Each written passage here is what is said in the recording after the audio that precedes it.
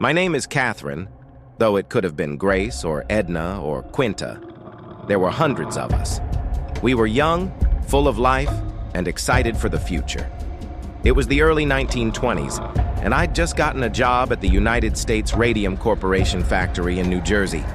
The pay was incredible, more than triple what my friends made in other factories. And the work was glamorous. We painted the numbers on watch and clock dials, making them glow in the dark. We were told it was a modern marvel. Radium, they said, was the future. A miracle element that could cure diseases and provide limitless energy. We felt like artists bringing light to the world. The studio was always full of a fine, shimmering dust. It settled on our hair and our clothes, and at the end of the day, we would walk home glowing faintly in the twilight.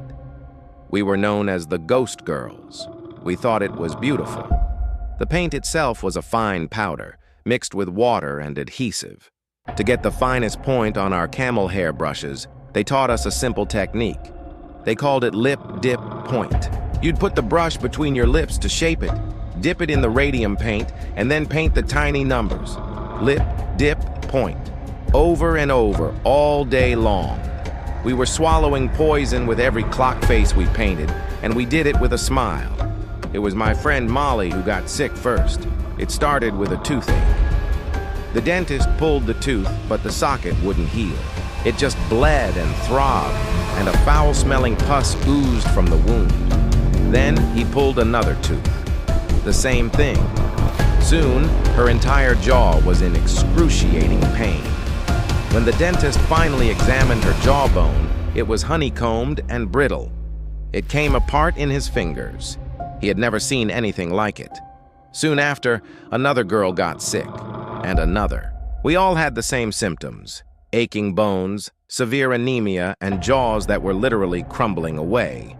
We were terrified. We went to the company, but they assured us the paint was safe. They said our problems had nothing to do with our work. The truth was, the company knew. They had known from the beginning. While they were telling us the paint was safe enough to swallow, their own chemists were handling it with lead screens and ivory-tipped tongs. They had commissioned reports that detailed the horrific effects of radium ingestion, and they buried them. When doctors began to connect our illnesses to our work, the company fought back. They paid doctors and dentists to lie. They launched a campaign to discredit us, to ruin our reputations. They told everyone we were dying not from radium, but from syphilis. They tried to shame us into silence, to make us seem immoral and untrustworthy. Imagine that. To be in constant, unimaginable pain, to feel your own bones breaking apart inside you, and to have your bosses, the people you trusted, call you a liar and a harlot in front of the whole world. That was a different kind of pain, a poison for the soul. For a long time, we suffered in silence. No one would believe us. We couldn't find a lawyer who would take our case. They were all afraid to go up against a powerful corporation like US Radium. We were running out of time. Our bodies were failing. We developed massive tumors. Our spines would fracture under our own weight. The radiation was replacing the calcium in our bones, riddling us with holes, turning our skeletons into something brittle and rotten. We were still glowing, but now it was a sickly, ghoulish light. The Geiger counters of the doctors who finally helped us would click frantically when brought near us.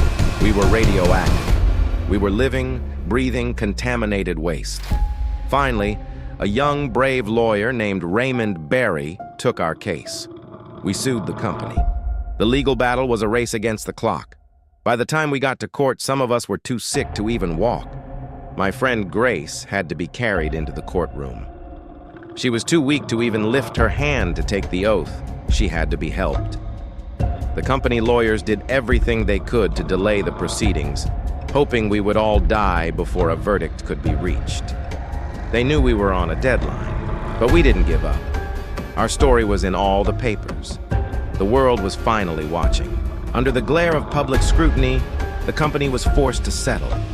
The money wasn't much, not enough to cover our medical bills or to comfort our families after we were gone. But it was something more important. It was an admission of guilt. We had won. We had forced them to tell the truth. Our case changed the world. It led to new labor laws, to workplace safety regulations that protect millions of people to this day. It was the first time an employer was held responsible for the health of its employees. I didn't live to see those changes. None of us did. The radium that had settled in our bones has a half-life of 1,600 years. It will be a part of us long after our names are forgotten. Even now, decades after my death, if you were to stand over my grave with a Geiger counter, you would still hear the frantic clicking of the poison I swallowed for a paycheck. We were told we were painting with light, but we were buried in darkness. The glow they sold us was a lie, but the light we shone on their darkness, that was real. Some poisons kill the body, but the worst ones target the truth. Our story is a reminder that a single voice crying out from the dark can be brighter than any manufactured glow.